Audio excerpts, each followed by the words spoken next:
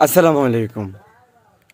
কোরআন শরীফে কিন্তু অনেক নবীদের কথা আছে। কোরআন শরীফে কিন্তু অনেক বিশেষ ব্যক্তিকে উল্লেখ করে আল্লাহ তাআলা আয়াত নাজিল করেছেন। এর মধ্যে হচ্ছে মরিয়ম আলাইসাল্লাম, তারপর হচ্ছে লোকমান আলাইসাল্লাম। তারা কিন্তু নবী না, ঠিক আছে, নবীও না, রাসূলও না। তারা আল্লাহ তাআলার এক বিশেষ ব্যক্তি ছিল। তাদেরকে উদ্দেশ্য করে আল্লাহ তাআলা বিভিন্ন রকমভাবে মানুষকে বুঝিয়েছেন। আল্লাহ তাআলা ৬ জন নবীর নামে কোরআনে সূরা নাজিল করেছেন। এর মধ্যে হচ্ছে আপনার হুদ আলাইসাল্লাম, তিনি কিন্তু একজন নবী। এই হুদ আলাইসাল্লামের নামে কিন্তু একটি সূরা নাজিল করেছেন।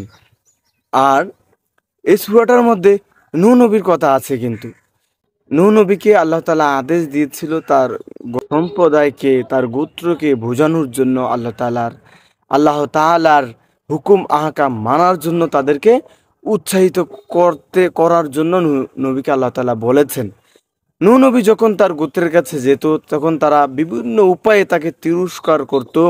নূহ নবী তাদেরকে বিভিন্নভাবে বোঝাতেন। নূহ নবীর যে সম্প্রদায় বা যে জাতি বা যে গোষ্ঠীর আছে, গোষ্ঠীর যে প্রধানরা ছিল, তাকে মিথ্যাবাদী বলতো।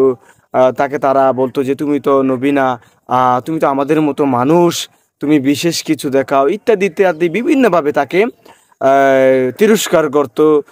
তো নূহ নবীকে আল্লাহ তাআলা একটি নৌকা নির্মাণ করতে বলেছিল।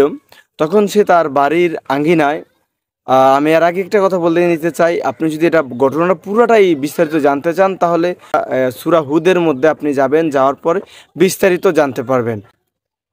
নূহ নবী যখন তার বাড়ির আঙিনায় নৌকা নির্মাণ করতেছিল আল্লাহ তাআলার আদেশে, তখন তার সম্প্রদায়ের যে প্রধানরা ছিল বা যারা বিচার করত, যাদেরকে মানুষ মানত, ও তারাই তাকে দেখে তিরস্কার করতো, অর্থাৎ ঠাট্টা বিদ্রুপ শুরু করতো। তখন নূহ নবী বলেছে, তাদেরকে বলে দিয়েছিল, তোমরা যদি ঠাট্টা বিদ্রুপ করো, তাহলে তোমাদেরকেও কিন্তু আমি ঠাট্টা বিদ্রুপ করবো, এরকম একটা কথা বলেছিল। ঠিক আছে, তো নূহ নবী তার সম্প্রদায়কে আল্লাহর গজব থেকে, আল্লাহর আদেশ থেকে, আল্লাহর আযাব থেকে বাঁচানোর অনেক চেষ্টা করতেছিল। কিন্তু তারা তাদের কর্মফলের অনুযায়ী আল্লাহর থেকে একটা বিধান আসলো যে তাদের প্রতি এক বড় ধরনের ঝড় আসবে, আল্লাহ তাআলা পানি বর্ষণ করবেন এবং তাদেরকে ডুবিয়ে দেবেন, এরকম একটা আদেশ আসলো।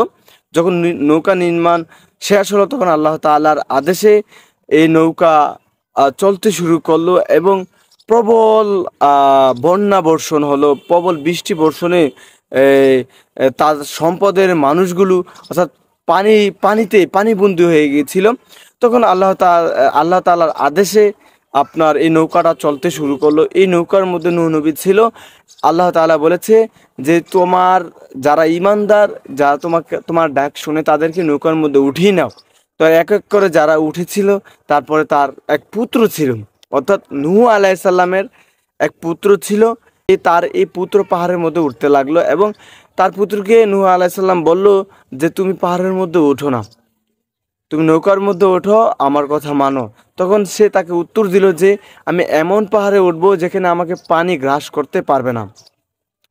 অর্থাৎ আল্লাহ তাআলা তাকে আরো আদেশ দিয়েছিল যে হে নূহ, যারা তোমার ছেলে ছেলে তো ছিল পথভ্রষ্ট, তাই তাকেও আমি পানিতে নিমজ্জিত করে দেব। এখন এই নূহ নবীর ছেলেও কিন্তু নৌকার মধ্যে ওঠেনি, ঠিক আছে। তো পানি বর্ষণে, প্রবল পানি বন্যার কারণে তার সম্প্রদায়ের সকল মানুষ পানিতে ডুবে গিয়েছিল। তারপর হচ্ছে তাদের উপর আল্লাহর লানতে তারা ধ্বংস হয়ে গিয়েছিল। তখন আল্লাহর আদেশে তখন নূহ নবী আবার বলল যে হে পানি, হে হে জমিন, তুমি পানিকে গ্রাস করো আল্লাহর আদেশে। এরকম একটা কথা বলার কারণে পানি সব গ্রাস হয়ে গেল, আগের মতো আবার হয়ে গেল। নূহ নবী কিন্তু একটা আল্লাহর কাছে প্রস্তাব করেছিল যে আমার সম্প্রদায়কে আপনি ধ্বংস করিয়েন না।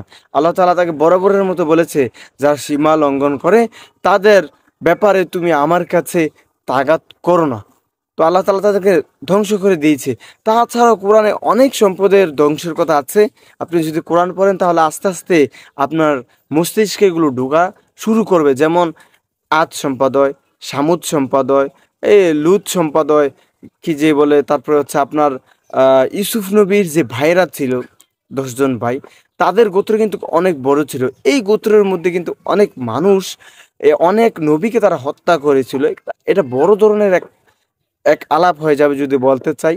তো এখানে আমি এখানে এটুকু কথা সীমাবদ্ধ করতে চাই যে এখানে নূহ নবীর কথা এসেছে।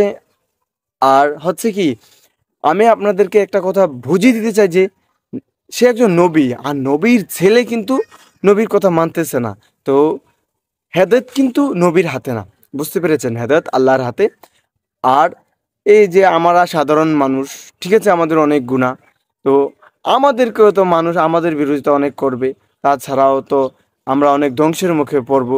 তো আমরা একটাই কথা চিন্তা করব, কোরআনে যাদের কথা এসেছে তারা অনেক মর্যাদাবান, আর তাদের থেকে আমরা শিক্ষা গ্রহণ করব এবং মানুষকে শিখাবো।